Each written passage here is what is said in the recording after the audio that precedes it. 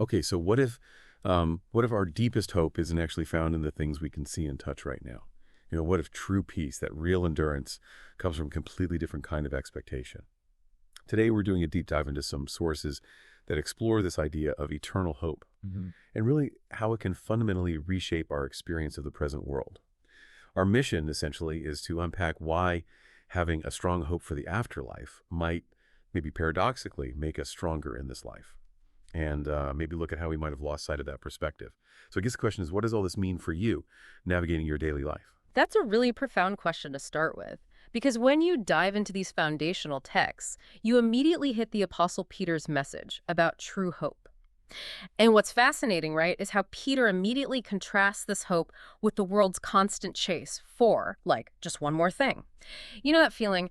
Endlessly scrolling, always seeking something external.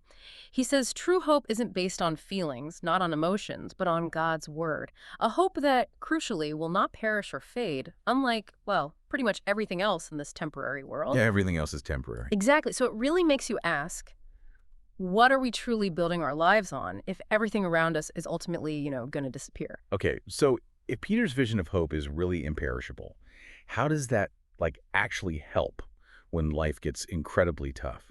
Because it's easy to talk about in theory, right? But then our sources pull us into a pretty chilling reality. Think about the Roman Empire under Nero. I mean, imagine facing just unspeakable torture, murder even. Yet the accounts we looked at suggest believers had this unwavering heart. How is that possible? It's almost supernatural, isn't it? Yeah.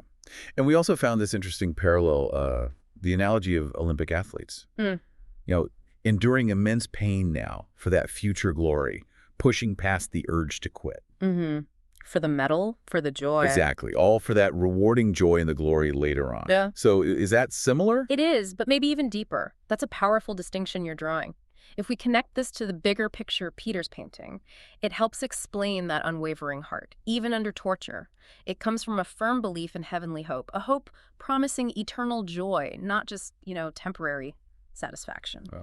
And these texts suggest something profound. True joy isn't just found after the struggle. It actually becomes more abundant somehow in the act of patient endurance itself. Oh. Think about Deacon Stephen's martyrdom. It's in Acts. An ancient account, yes, but incredibly powerful. As he's facing a violent death, the text says he looks intently into heaven, sees the glory of God. Right. I remember that. He sees heaven open.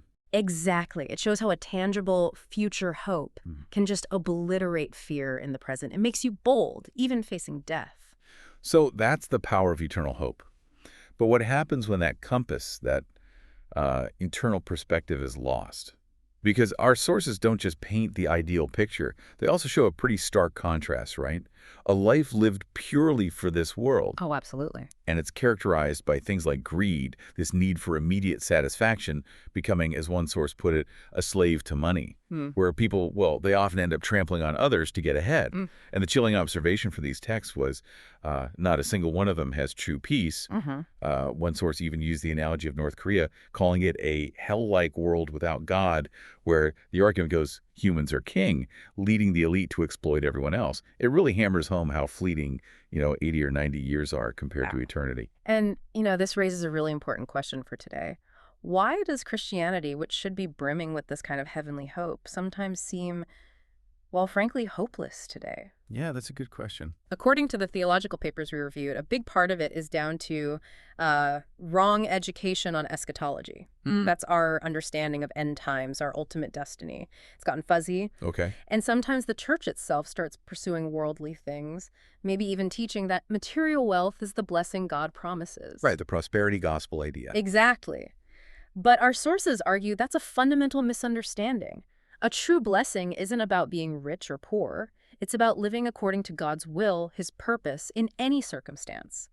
Because your identity is rooted elsewhere, you're God's people, with this incredible heavenly hope. And that's why, they argue, getting a clear understanding of texts like the Book of Revelation is so vital. It clarifies that future hope.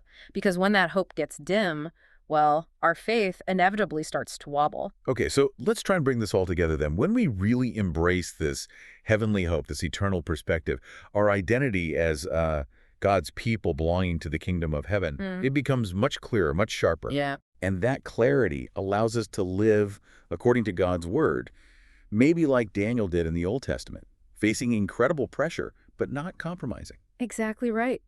And this means, as one source powerfully put it, no longer living a life adrift, just swept along by the current. Instead, it's like becoming a life that navigates upstream, intentionally moving against the flow of the river. Navigating, not drifting. I like that. Yeah. When we stand firm in that certain hope of heaven, we find a reason why we should live where we are, focusing on purpose, rather than getting bogged down in all the reasons why we think we cannot. That's a powerful shift in perspective. So perhaps something for you to think about as you go about your day. How might a clearer grasp of your, let's call it, eternal identity actually change the way you approach the challenges right in front of you?